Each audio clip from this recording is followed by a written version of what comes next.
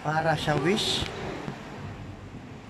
Ako po ay nagsisimbang gabi para hindi po sa wish, mga kapatid. Kailangan po malinaw po yan sa ating puso't isipan na kung saan.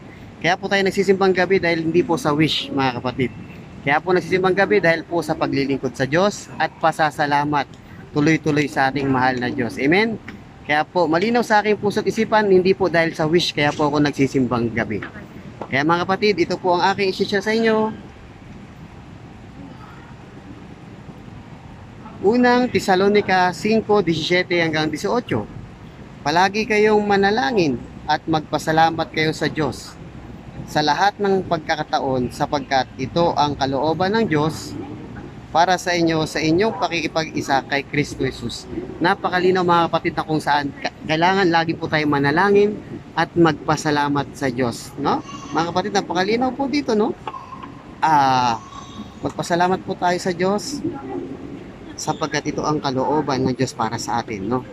Kaya mga kapatid, tayo po ay ugaliin po natin na magpasalamat sa ating Diyos kung ano man po ang pinagkakaloob po sa atin araw-araw. Amen?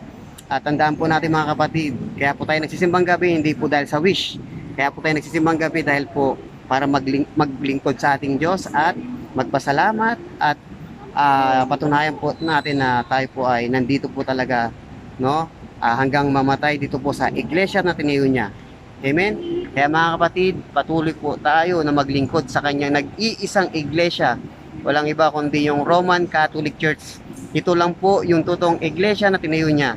Kaya dapat dito po tayo maglingkod sa kanyang iglesia. Amen po ba? And kailangan lagi po tayo magsimba mga kapatid. Every Sunday para hindi po tayo nagkakasala. Amen po ba? So yun lang mga kapatid, maraming salamat and God bless po sa lahat po ng mga nakapagsimba, sa lahat po ng mga nakakumpleto ng siyam na simbang gabi.